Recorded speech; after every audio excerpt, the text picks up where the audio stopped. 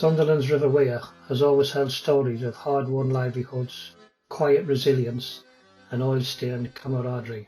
Our river is a witness to generations of lives built along its banks. Yet, as the river flows steadily forward, the voices that once animated its story grow quieter. The living memory is fading, and with it the shipbuilders. The fitters, boilermakers, riveters, riggers, fishermen, tugboat crews, the river pilots, and of course the women who supported them. They lived and laboured beside the river. Many have passed on, taking with them memories not recalled in books or monuments. By capturing these stories, we aim not only to document the human experience surrounding the River Wear, but also listen to history as told by those who lived it. Our river then ceases to be merely a map marker. It becomes a living archive of collective memory.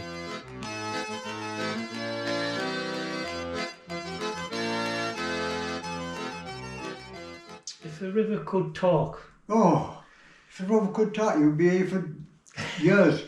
Years. All the old people on the quay, on the river. Old watermen, little old water boat. Old skippers on the tugs. You know, there was one tug particular. It was called a Souter long before I joined it. You used to leave here and go down to the channel, wait for a ship coming, and run up with the ship from the channel. Yeah. Well, when I was on it, luckily it went to the pier end. But that was the work. Yeah. That was the work. So the river would talk more about people than it would about yes, the industry. Real old timers, yeah. old timers, old tugs. Yeah, the old leopards and all that. I remember when I was on it, mind it as a convoy, we were coming out the dock, grit, called the ship the grit, the tanker. We had a rope in our forend, we had a forehook on there, and we was second tug at the back, and I stern end, just pull them off the quay, keep connected. So I went up, coming up the dock, and we got to the, coming through number 3 gateway to the outer gate, and the tug got the wash of the tug, as the ship turned, the tug got the wash on the starboard bow, shoved the tug across here. No matter how much the starboard wheel paddle was going to pull them round, she wasn't on that, and we're going right to the wall. Gone right to the wall, and the skipper said, knock out, so me and the mate, the lad went up, took what they call the pin out of the tow rope, and we were fighting for the tow rope, smashed it on, and we hit the clasp, come off the hook, right, bam, and the hook had that much weight on, the pin released, but the weight of the ship pulling us that quick, wouldn't let the hook drop and leave the tug alone, you know. So get the fender in, or tool yet, put the fender on it, crunch, and the port wheel went over the top of the gateway, and it was all twisted and broke. And we managed to get to the quayside. The inspector come down, the engineer looked at it and he says, oh, you'll have to get the dry dock, get that repaired. So managed to get to the tier, what they call the tugboat tier off Austin's and Pickersgill's Quay. Moved up there. Next year the diesel tug took us on at the time to get repaired up the slip.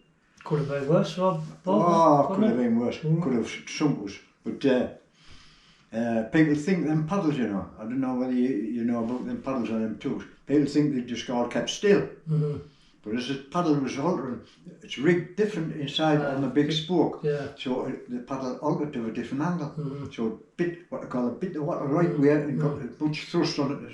You know, lovely design, man, when they were built. Whoever thought of all this work when she was built 1914, you know. Yeah. Did you say any lean times when you weren't working and it was difficult? Or? There was lean times when the tugs wasn't working. Mind, touch wood, we never got paid off. Never got paid off. We got laid up in the dock, mind, but while we were in the dock, paintbrushes out, chipping and scraping and painting and things like that. Keep it on. Used to keep it on. The only time we started paying off was when I went back there in the 1980s, when the miners' strike was on. While the miners' strike was on, there was no colliers coming into the dock to load coal because we need coal to be put into ship. And then they kept us going as long as they could, the tugboat company. I must give them the credit there, like. And then they says, right, last in, first out. Well, I just went back in 1980, you know, off this diamond craft I was on. And they says, right, I says, yeah, fair enough. I says, I can accept last in, first out. You know, a little bit with the union. They changed the way to make it so I was out, not Joe Bloggs sort of thing, you know. Mm-hmm. You know, So like you were- constructive which- dismissal. Yeah. Put it that way. That's what I call Which union were you in? what do you call it? General Municipal Boilermakers. So you weren't in the Seamans, you were in the... Yes, Yeah. we had a little union, but it was amalgamated to the Yeah. General Municipal Yeah. Boilermakers union. Yeah. But as I say, life on the river, it would have been still alive if the river could have kept building ships, put it that way. And were you there at the end then? Did you see the last ones go out and... More or less, aye. Well, at the time I was like on a fishing boat, so, you know. Then I was, as I say, I was on the lifeboat at the time. There's times I've been on a fish quay, my cabin with my father and a couple of lads men and my gear pots and things like that. And boom, boom, the maroon gone. Come up the door and have a look. See going up above the building on corporation. That's a maroon. Right, fella, I'm away in the lifeboat out. Jump in my car and away down the south dock and get on the old William and Sarah Jane Myers, the lifeboat. Just take a hand on that. So how long did you stay on the lifeboat? I was there about two years or so. So then I went from fishing, while I was at fishing, on the lifeboat because I was local fishing a cobble. So I was in all the time, more or less. Bad weather, I didn't go into sea with, just it wasn't big enough. But the next fishing boat I went in was a bigger boat, trawler, and there was times I was at sea in rougher weather than when the lifeboat was on. And I was more, can't few mile away. So what I'd done was I came in, I had a big talk to the lads on the lifeboat and the coxswain and one thing and I said, so what I'm going to do is step down, because as I say, I'll be at sea in bad weather when years is not, you know, see, so I'd rather have somebody here capable of getting on the boat and wait for me coming in, or going short-handed because I can't get there. So they said, and then when I went back on the tugs in the 80s, 1980, I went round the lifeboat house, and I remembered I walked in and, I says, well, I was on that lifeboat, blah, blah, blah, and all this. I'm here if I'm needed, sort of thing. Well, this is the way it goes. Well, we've got these bleepers now, you know. Well, I says, what are you trying to say there? Well, he says, these bleepers, you know, we didn't need phones and we've got more than enough and we've got a waiting list for the bleepers. And I says, okay, pal. I says, I've just come round volunteering, so you know what I am feeling is, forget it. No, I came out and never went back since because that was a close shot for all the lifeboat, even when I was on it. So when did you hear the word Mackham the first time you heard Mackham? Well, I'll tell you why I asked, because I was in a merchant navy. I never heard Mackham, I don't know. No. It was not when I was at sea. It was all the Geordies, you know, it used to be called Geordies, you know, north east of England. Exactly. You were all the Geordies. I mean, I hear, you know, it's Mackham and Tackham. The ships, they took them, you know, there's a few stories about it, but I just wondered, given you know, your years on the river, did you hear it as a young man? No, I heard it talking about it, like we Mackhams and it. I said, well, where did this come years ago? And, you know, it come from like some meeting or something and says, oh, years of Mackhams, are you? You know, the Geordies saying the Mackhams, because you always say we can mack them better than you. And, oh, right, you know, you know, the ships and all that. You know, you can mack them quicker than us, and so you're a Mackham, are you? You know? Where you come from, son? Oh, you're a Mackham. Did you ever come across any like demarcation where you weren't allowed to do certain jobs and? No, on the tugs and me, no, I could. You just got away everything and anything. Yeah, I could ever go out. I'll ever go out. Anything. You know, if I wanted, I was a sort of fella. If I wanted to learn a thing, I would stand and watch, and I took it in. You could. When I went back to the tugs, there was a load of lads served a 5-year apprenticeship like what I done. But when they finished the 5-year, if you tell them to do what they done the first year, I hadn't a clue. I hadn't a clue. And the tugboat I went on, and we put the lifeboat in the water in the south dock for a bit practice and that, you know. And I got in and I says, give us that rollick, put the rollick in that stern and then give us that one. I had a bit of school about the job.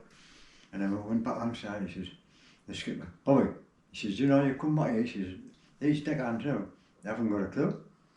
He says, they couldn't do what you've just done now. He says, when you say scull the boat and put the oar in the water the right way and figure the baits and, you know, and all this, he says, they couldn't do it. He says, they've served the time like yeah. He says, but they haven't took it in what they've done over the 5 years. You can't kind of turn on to this and that what they've done in the first year, you know. He says, that's the idea of apprentice, learning the job so you can come back to day one. And this tug I was on the Marsden, we used to be working winter times and we were frightened for you broke the ship's wire. The ship's wire was just thick on your thumb. So what we done was we made our own nylon spring, about 4 or 5 inch diameter nylon.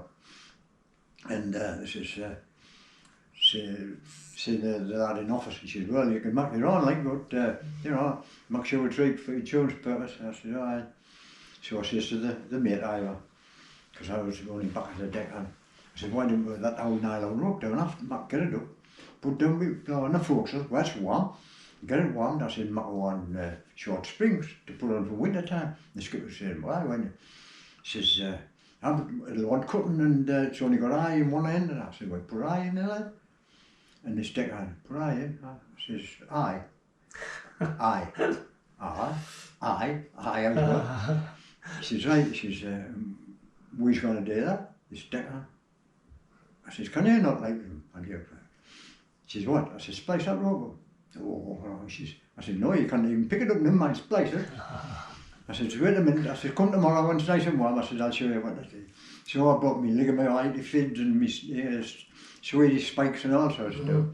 And we sat down the forecastle and spliced it up in a big hammer. Took it in, braid down, in with the tub, tightened it up, down it off and everything. And I said, oh, I've never seen anybody splice that.